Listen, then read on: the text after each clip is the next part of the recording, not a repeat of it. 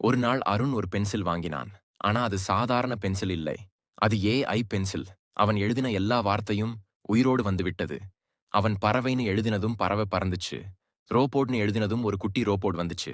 ஆனா ஒரு நாள் அவன மோசமான கனவுன்னு எழுதினான். அப்ப என்ன நடந்தது தெரியுமா? அருண் மோசமான கனவுன்னு எழுதியவுடனே அறை முழுக்க கருப்பு நிழல் பரவியது. அந்த நிழலிலிருந்து ஒரு பேய் ரோபோட் வந்துச்சு. அது அவனை நோக்கி நடந்துச்சு. நான் உன் கனவிலிருந்து வந்தவன். நீ என்ன அழிச்சிட முடியாதுன்னு சொன்னது. அருண் பதறிப்போனான். உடனே பென்சில் எடுத்து சூரியன்னு எழுதினான். அந்த வெளிச்சம் வர பேய் ரோபோட் மெதுவாக மறைய ஆரம்பிச்சது. ஆனா அந்த பேய் மறையும் முன் சொன்னது, நீ எப்போதும் என்னை தப்பிக்க முடியாது. நான் திரும்பி வருவேன்.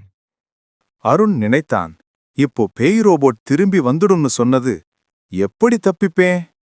அவன் பென்சில் எடுத்து போலீஸ்னு எழுதுனான். உடனே போலீஸ் வந்துச்சு. ஆனா அவர்கள் கூட பேய் ரோபோட் பார்த்ததுமே பயந்து ஓடிப்போனார்கள்.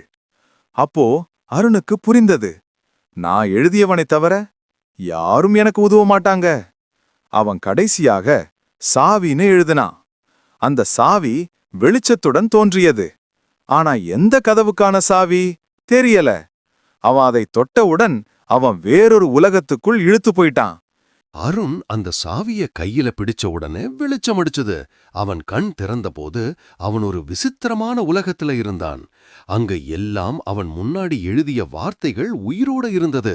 பறவை, ரோபோட், பேய் ரோபோட் எல்லாரும் அவனை சுற்றி வந்தாங்க. அவன் கத்தினான், நான் வீட்டுக்கு போனோம்.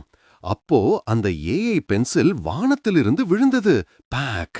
அது பேசினது, நீ எழுதுனதுல தான் உன் உலகம் உருவானது.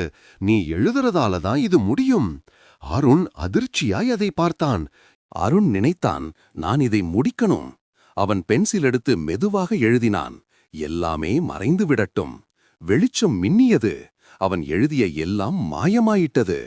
அவன் மீண்டும் தன் அறையில் இருந்தான். பென்சில் அவன் கையில அமைதியா கிடந்தது. அவன் சிரிச்சான், முடிந்தது. ஆனா பென்சில் மெதுவா எழுத ஆரம்பிச்சது. தொடக்கம். டடா! அவன் அதைக் கண்டு உறைந்தான். பின்னணி சத்தம். எழுத்து ஒருபோதும் முடிவதில்லை. நீ இன்னும் என் கதையில்தான் இருக்க. இதோட இந்த ஏஐ பென்சில் கதை முடிந்தது. அடுத்து என்ன கதை வேண்டும்னு கமெண்ட் பண்ணுங்க. மறக்காம இந்த ஸ்ரீ ஏஐ ஸ்டோரி சேனலை சப்ஸ்கிரைப் பண்ணுங்க.